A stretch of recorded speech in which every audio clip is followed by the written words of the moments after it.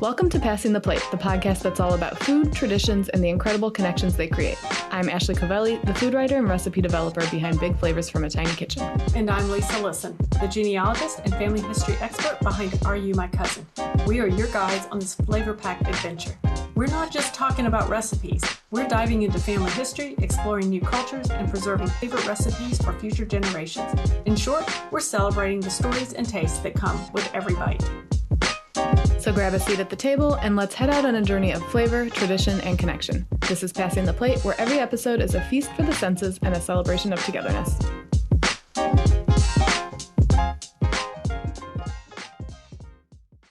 We're kicking off the series that celebrates the holiday meals of yesteryear. We're going to explore celebratory cuisine throughout the decades. Today we'll be discussing how Thanksgiving dinners across the United States looked in the 1930s. In last week's episode, we talked with Lisa Louise Cook of Genealogy Gems about finding and sharing old family recipes. So afterwards, I was telling and showing Ashley about how to find some of those old recipes that we talked about in historical newspapers. So we decided to take the 1930s, which is known as the Depression era, and see what we could find as far as Thanksgiving recipes in the newspaper. And let me tell you, being able to look through the newspapers like this with Lisa and us kind of both being able to do it digitally and us both like looking at different parts of these historic items, it was so cool. Like I've never would have thought I could see all of this from my computer. Like it was just really, really fun. So 1930s, the term Depression era to me always brings to mind like Jello molds and aspic. I'm hoping a turkey suspended in aspic isn't what was on Thanksgiving menu for my ancestors back then. So Lisa, you use old newspapers for a lot of your research. Are you, in addition to using the digital tools that you'll tell us about a little more today, do you also go to physical places and dig through archives like that? Actually, I do not. I do most of my newspaper research online in online databases. Now, there are times when I've gone to, say, a local library, and read newspapers on microfiche or microfilm, because certainly not every newspaper has been digitized or is available to view online, and that's one of the challenges from a research standpoint.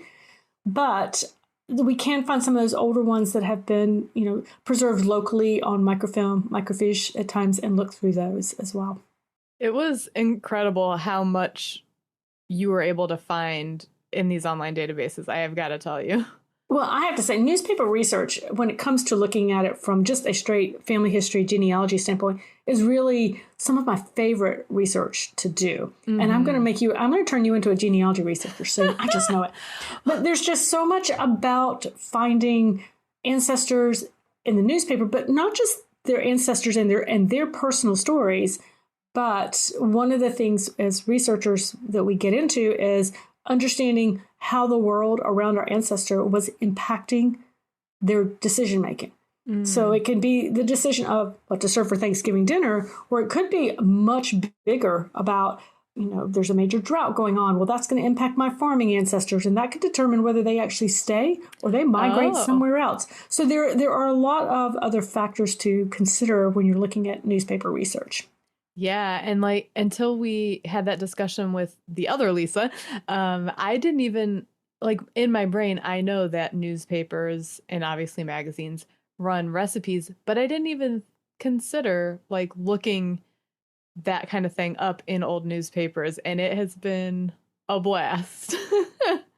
So Lisa kind of gave me a tour of some of the different old newspaper archives. And as we were poking around for Thanksgiving recipes, since this episode is coming out in November, we thought it would be fun to focus on the differences and similarities between what was on the menu for different parts of the country one decade at a time, specifically to kind of see if there were regional differences in the different areas of the U.S. and just obviously the difference in the time period and what that looked like back then versus in more modern memory. It is a lot of fun to sit back and compare. And one of the things that I should say, as we get ready to look at some of these particular Thanksgiving dinners and what they might have looked like in any given area, is that the newspapers that we are using today actually are all, the source for those is newspapers.com. But that said, that is a subscription site. But there are free sites out there as well. There's chroniclingamerica.com, which is one of the first places that I'll go and start my newspaper research. All the genealogy databases will have newspaper sections as well to research. So you've got Family Search, which is a free resource. There is Ancestry.com, MyHeritage, Find My Past. They all have newspapers. They are subscription based though. So there is a mixture of subscription based and free type of newspaper resources out there for you to dive into. And of course, always check the library at your local library. The other thing that I kind of think is interesting about like going at it from this perspective, especially going as far back as say the 1930s, is we have to remember that there was no internet. There weren't any, I don't think, cooking shows yet. So people were really looking for either word of mouth probably or new ideas from the newspaper in order to like branch out from their standard Thanksgiving dinners. Or like if somebody was kind of newly an adult wanting to make a Thanksgiving dinner, like they might look to the newspaper for inspiration from the trusted experts at whatever, insert your local newspaper here. Oh, absolutely. But I have to laugh. You said way back in 1930. I'm a genealogy researcher. That's like modern times to me, guys. I'm like, oh, if you'd gone way back in 1830, 1730, I'd be with you. But no, I just thought that was, it's all a matter of perspective, right, guys? It's true. Well, I mean, yeah. We were born in the 1900s, so now yes. That's super old now, right? So, Lisa, what did Thanksgiving dinner look like in the South back in the 1930s? So in the South, it would have been a very traditional Thanksgiving dinner that we would, I say that, just all I've ever known. But with the turkey, your traditional turkey, sweet potatoes, that kind of meal that you would generally think about. It doesn't differ that much from the kind of iconic or typical one we think of when we think of the U.S., here in the U.S. across the U.S. for Thanksgiving meals. But they're definitely, the big differences really would have probably been more what I would call the side dishes as opposed to typically there was a turkey. So, and they would have hunted for that. So I'm going to actually pop over into a newspaper. We will have these links to these or we'll have examples of these in the description, in the show notes for you. But I'm going to be taking a peek at the 1935 edition of the Hickory Daily Record. And that is for Hickory, North Carolina. And so that's an actual town? Oh, yes. Yes. You didn't know? Oh, yeah. No. Yeah. So Hickory was already beautiful. Learning a ton. Up in the foothills. It's a beautiful area up there. I love going up there. So they have, and this is November 26th, 1935. And they have this wonderful layout on Thanksgiving recipes. So they actually are really kind of looking at not just the feast, but they're looking at the desserts and other things. So they would have pumpkin chiffon pie, which I thought was interesting. We would never have been that fancy, because typically my ancestors would have been very rural, so they would have had pumpkin pie. They wouldn't have done probably pumpkin chiffon pie. Maybe, but doubtful. So they get fancy in Hickory. I guess so. I don't know. There's the ice cream pie that they would have, kind of as typical as what they're recommending for desserts. Salads. They actually have a little section on salads, which they wanted to complement the Thanksgiving Day food. And so, what are they? Yeah, what type of salads are we talking? I'm very curious. Hopefully not Jell-O salads. The article says certain salads seem to have a special affinity for the food combinations usually decided upon for Thanksgiving Day. They give point and contrast to the richness of the turkey, goose, or chicken. Sometimes a fruit salad is chosen, again, a piquant salad. So they actually have here, it's called okay, guys, this is one of the troubles with reading old newspapers is that they're not always, the print isn't always clear. So for this salad, they're talking about maybe this is a cauliflower, cooked peas, cooked carrots, and chopped green pepper salad. So it's a marinated salad that they would use and marinate it with the vegetables with a French dressing. Okay. So definitely we would have marinated salads. I can't say personally growing up that I would have had the French dressing, but definitely, yeah, that's a very common would be. They also recommend a pineapple salad. Oh. You would see like kind of special ingredients with pineapple like that, or maybe a pineapple upside down cake around Thanksgiving in the South. Definitely more the what we would call the celebration type of meals because pineapple does not grow down here that well. So, or at least not in the North Carolina, I should say. I mean, Right. So yeah, that would definitely be a difference there. And then, okay, I thought about you on this one, Ashley. It's the jellied pimento salad. Oh, tell me everything about it, please. So, okay, here we go, guys. You ready? This is definitely one you're going to put on your, I know you're just going to put it on your... Get your shopping list app ready. Get your shopping list. Okay. So a jellied pimento salad. Get your shopping carts ready, guys. Okay. And just, here's a little serving tip. When it's all said and done, it's molded in little cups. You're going to serve it on a little lettuce cup with mayonnaise. Just say. All right, here we go. 1 package of lemon-flavored gelatin, 1 cup boiling water, 1 cup boiling pineapple juice, 1 cup diced pineapple, 4 tablespoons of chopped pimentos, 1 cup of white cream cheese, and a half cup of grape jelly. I don't know at what point this lost me because I feel like I'm okay. We're doing lemon and pineapple. Yes. Then like pimentos, which are just, roasted peppers, really red peppers. So I'm like, okay, like maybe. But then grape jelly and I don't know. I'm know, but sure. We like to throw a lot of cream cheese into things, I think. If anybody tries this, it won't be me. But if anybody does try this and wants to report back, we would love to hear how it turned out. And is there a picture? Is it like shaped? There is no picture for this. It is to be molded in like a little cup. Okay, so not like a bundt. And then I think I usually picture the bundt cake pan shapes when I think of my Jell-O molds. Yeah. So these are more individual size servings. I think you could probably definitely do that again because they're classy in the 30s in Hickory with their chiffon pie and their individual. Yes, love it. And we say that, but okay, don't interrupt. But yeah. One of the things I will say that as I was doing research for this and I would go through is I might look at, say, a newspaper in Hickory, and then I might look at one somewhere in Tennessee, or I might look at one somewhere in Ohio, and I might see the same article repeated. So you will see that repeated, in different places what is around that the country. Called? Syndication or something? Yeah. So even about then. So I did notice that with that. But some of these definitely are pretty traditional. This article gives a cranberry conserve. How do you say cranberry conserve? Which is basically, it looks like it's just a cranberry salad. There's also a cranberry pie. Those are not things that you would typically. I would not have thought to see on that 1930s table in this area. At this point, if you had cranberries in the South, you were still buying it in the can. Right. You still do that. You still do it. So that would surprise me. Cranberries, they don't grow down here. They would have had to have been, shipped down here. And I don't really know. I think they would have been rather expensive, quite frankly. So I don't know that for sure, but I would think so. But they do have a recipe for sweet potatoes. And, we are all about a sweet potato around here. I will say that. Is that? They call it, yeah. Mm-hmm. No, I was going to say, please tell me. They call it sweet potato fluff. So you have mashed potatoes, mashed sweet potatoes, salt, pepper, butter, brown sugar. This one throws a little sherry in and some eggs. Okay. And then you bake it. They actually have several recipes, but this is basically what's happening in each of these recipes is you're mixing it, putting a little butter in it, putting some sugar in it, and throwing it in the oven. Yeah, well, low maintenance. We like that.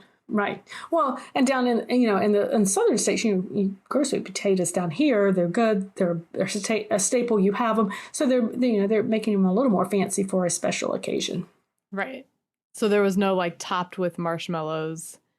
Not here. That's not that they didn't do. Oh, wait, there is a recipe in here for the marshmallows to go on top. So yeah, I don't know when that one actually started, but we see that around here. Yes, they actually have 2 sweet potato recipes in this particular article. So we're seeing options for those, a little bit more here as well. But it's looking at using what you have, so when it comes to a turkey or your main protein is, what you can easily find or hunt if you go back further, not in modern times. And the holiday salads tend to be, if it's the vegetables, that marinated vegetable, it's going to be a lot of times it's the vegetables that you already have, or they may have been made up, say at harvest time. So like if you're One of the ones I see a lot is a marinated bean salad. So they might, have can that marinated bean salad back, when the vegetables were fresh, and then they bring that out as well. Yeah.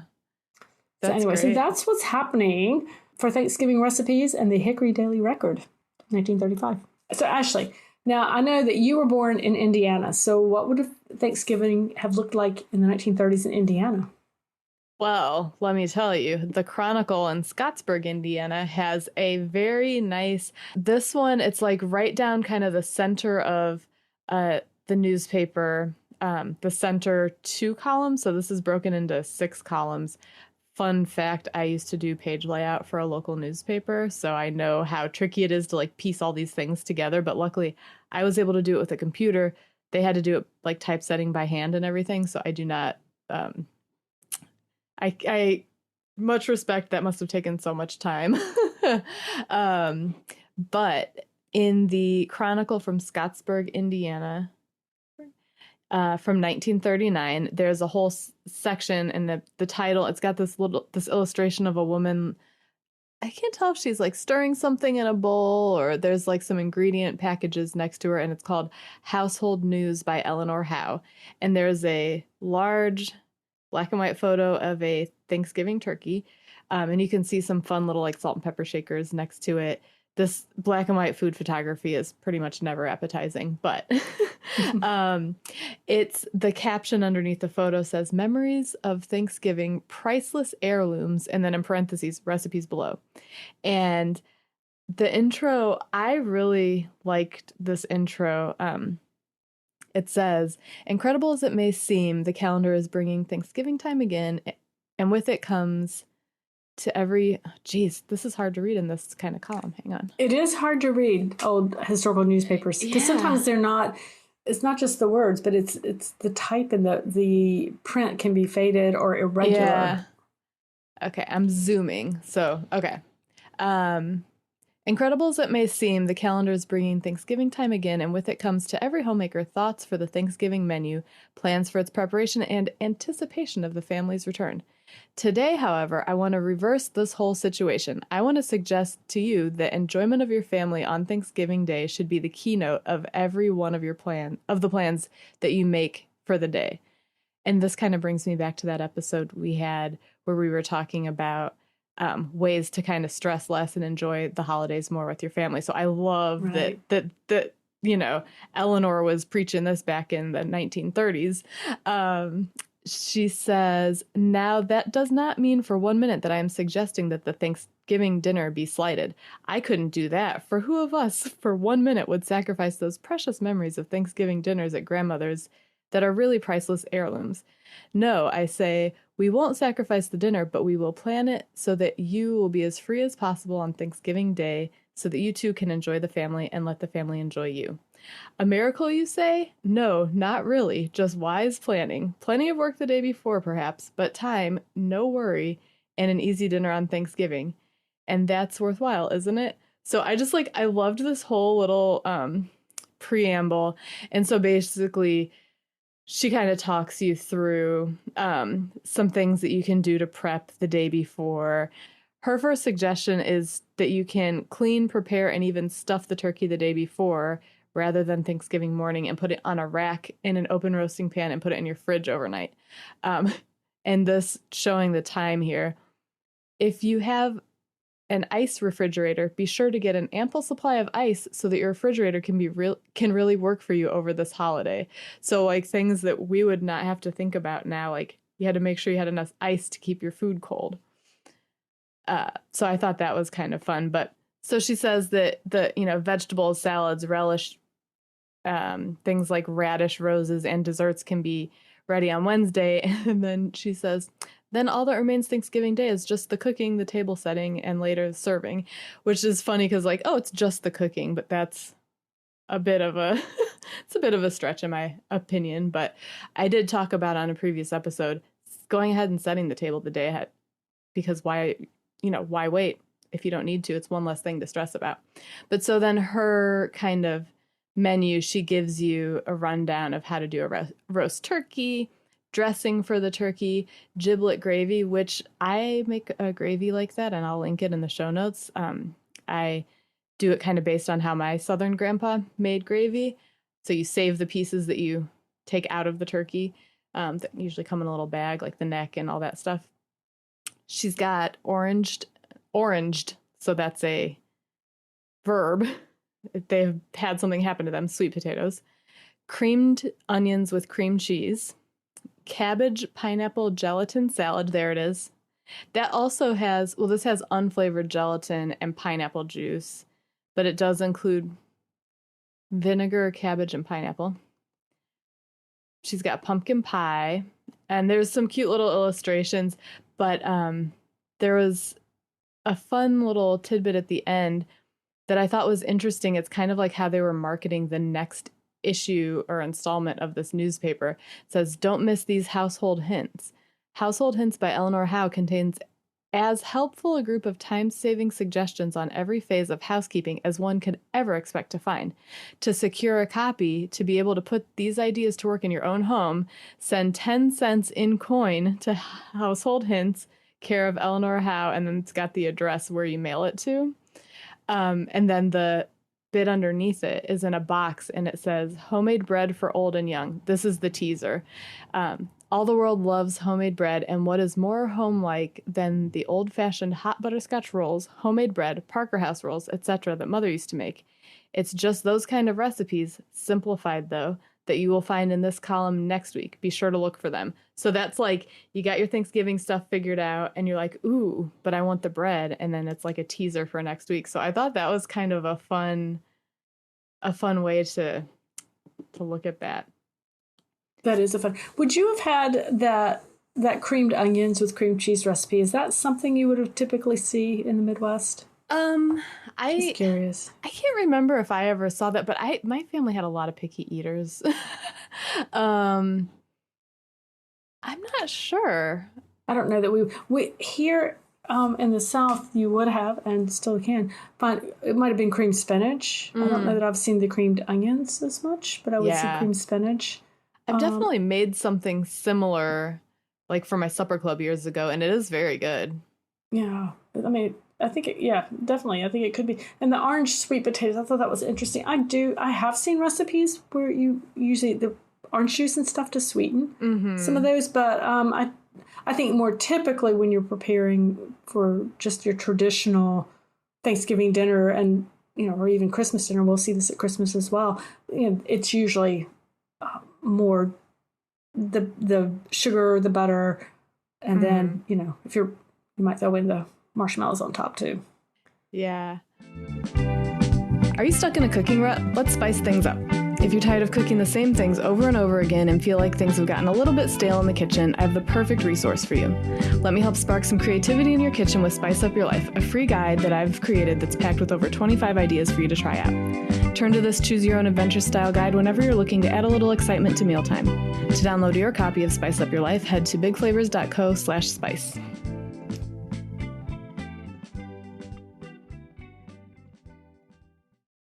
So there was one other from a different part of Indiana. This was the Monroeville Breeze, and it was from November 22nd, 1934. And this one, interestingly, this page also has like the advertising rates for the newspaper on it, and it's like per inch, which is just like, it's kind of funny the way that they break that up.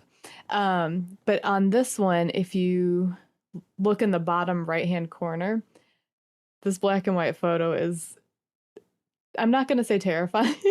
It's something. It's interesting to look at. It's hard to tell exactly what's going on, but then you read the caption and you get a better picture of it. So it says, "Celebrating Thanksgiving, build a candy log cabin as centerpiece." Here's a novel Thanksgiving centerpiece. The candy logs are made from a shortcut recipe using sweetened condensed milk. So it says, "Candy logs piled into a tiny cabin will make a novel centerpiece for Thanksgiving festivities. Puritan dolls, a diminutive toy turkey, and a background of little trees at a realistic setting." Realistic is not necessarily the word that I would think of with this. Far from it. Yeah. Here are shortcut, failure-proof candy recipes made with sweetened condensed milk that will sweeten the holiday fun. And it walks you through how to make the chocolate logs and chocolate fudge. But what I think is interesting is I wonder if this was like not like sponsored by, but like because they make a big deal about sweetened condensed milk. In like newer times, if I saw somebody talking about this and they kept mentioning that ingredient, I would assume that it was like a paid, some sort of collaboration with a brand or a sponsored thing. But just this photo, if you want to take a look at the link in our show notes, it's so. Picture this on your table. It's like in pieces. It seems very clunky, I think. Yeah, it's not necessarily something we would be doing today, I don't think. Hey, and there's an ad for a Wayne parking lot in Fort Wayne, Indiana. That's where I grew up. Oh, cool. Yeah, so this was an interesting... Are there tons of... Oh, sorry, go ahead.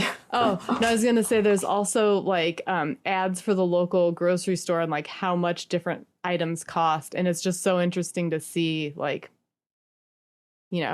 sugar 5 pounds is 24 cents or 100 pounds, $4.78. So if you need 100 pounds of sugar, less than probably it costs for that 5-pound bag today. Wow. Yeah.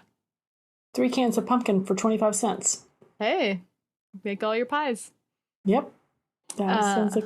Yeah, there's so much good stuff in newspapers, these historic newspapers, just to even go in and look at. I love reading all the ads and things like that. Yeah. Well, and I did notice so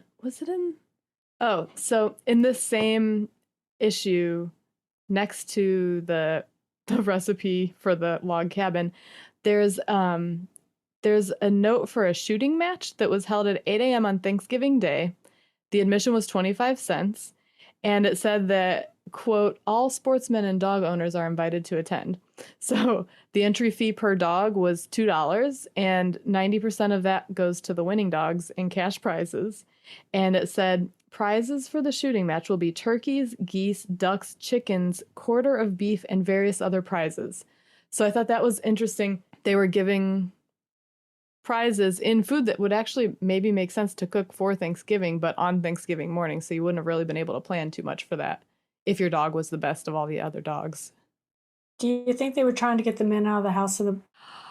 That is... Now, I say that, and guys, I do want to... I need you, if you're listening to this, you have to remember the times and the context that would have been happening in the 1930s, and as far as roles of men and women. So I'm not... before I get anybody says anything like that, you got to think about the context and the timing of this, because no matter where you feel, Well, I mean, honestly, I'm not above finding an excuse to get people out of the house so that you can focus on what you need to do for like prepping for a holiday. So that's really funny, and I didn't think about that, but it very well could have been. It just sort of popped in my mind. Yeah. So let's head to the West Coast next. Lisa, what was cooking for Thanksgiving out in California in the 1930s? That's a great question. So this is actually, for this one, I'm actually looking at the Press Democrat. It's from November 21st, 1930. And this is from the Santa Rosa area.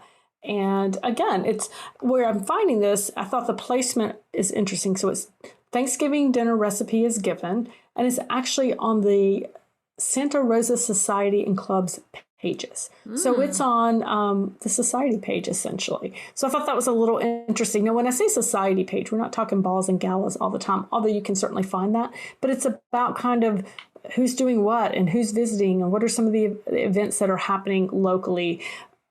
And I will say tends to be a little more focused toward the women and the readers, but not necessarily everything. Is it like a gossip column a little bit?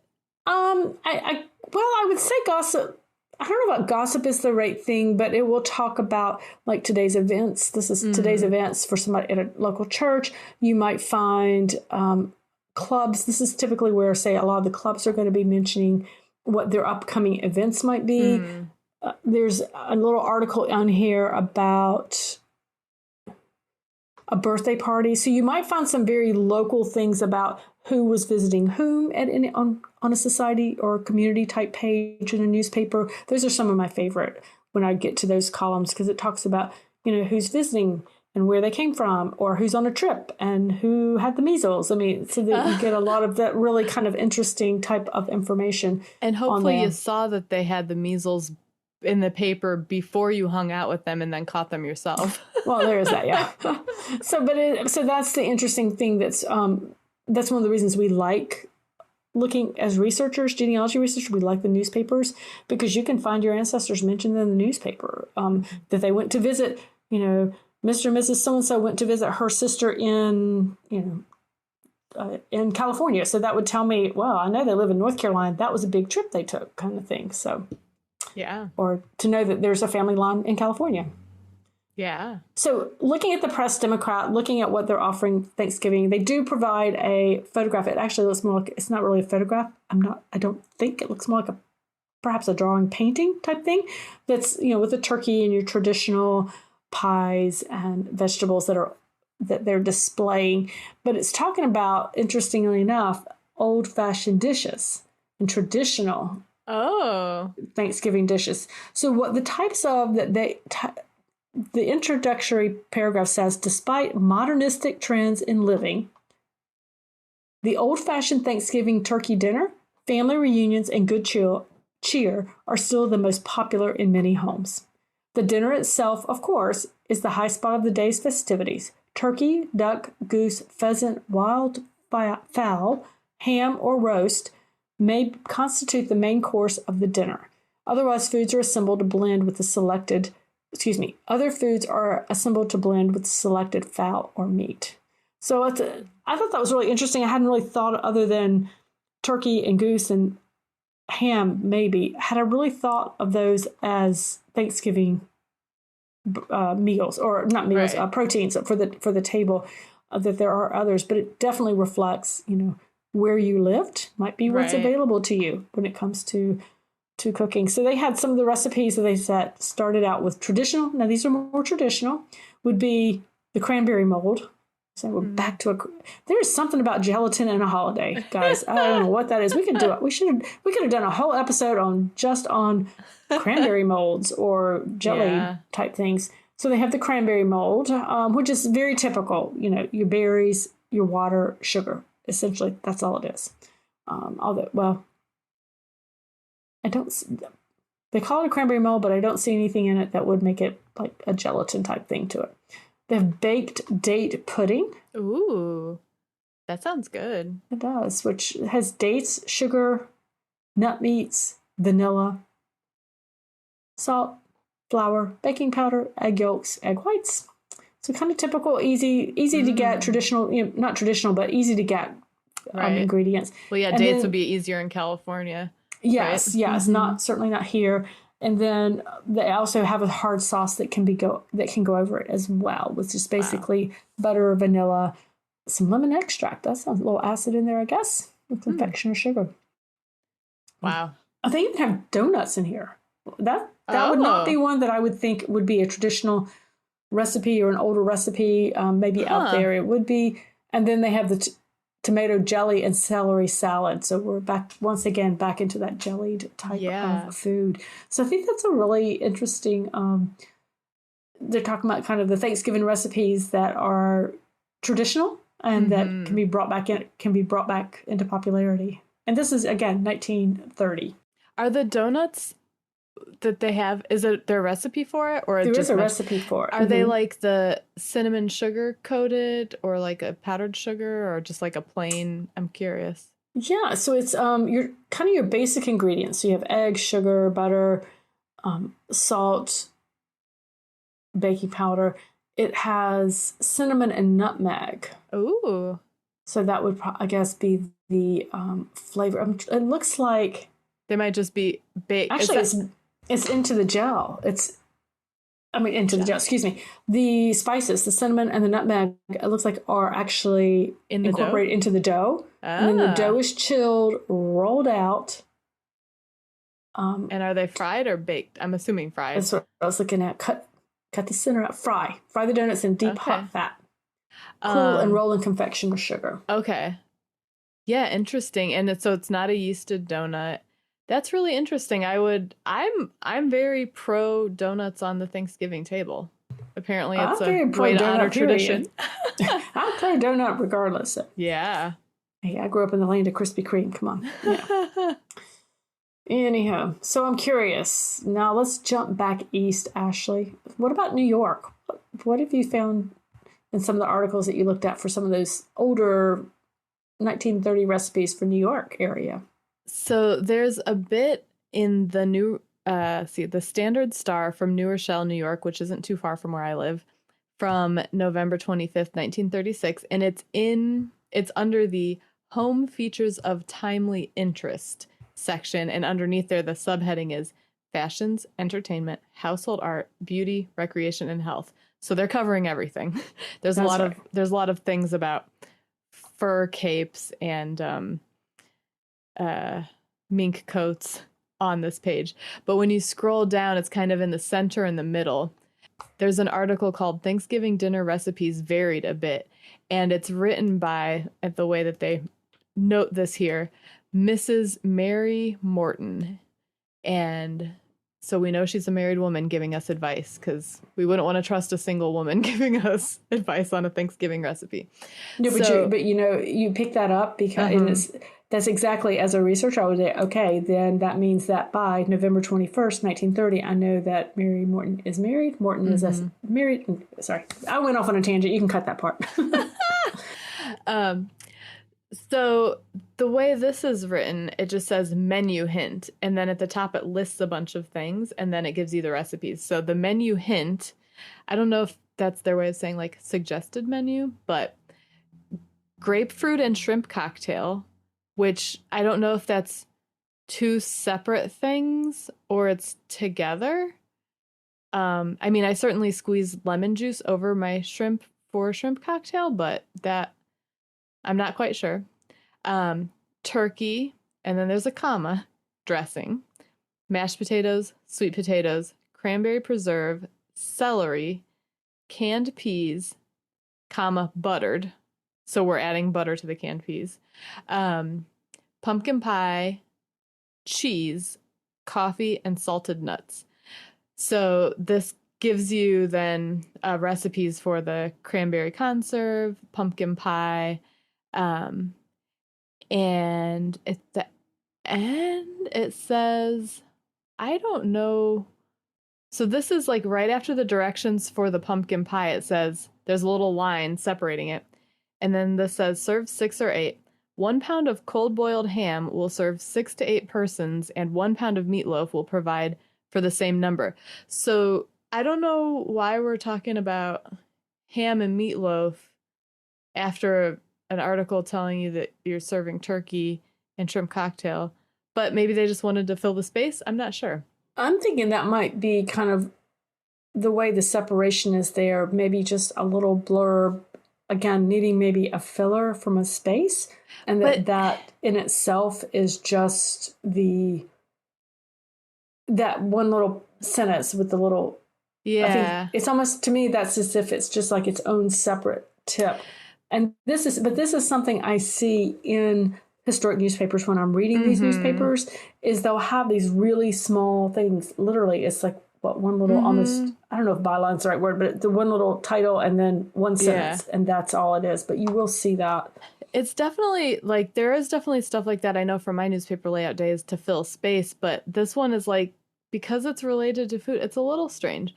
But the thing that made me laugh on this page, aside from an article about how beautiful hands are often the result of care given to them by their possessor, which is just hilarious for so many reasons. But there's a section with a little illustration of an elegant like table setting, and it's called wife preservers, like husband and wife. So like play on words, which I'm always amused by.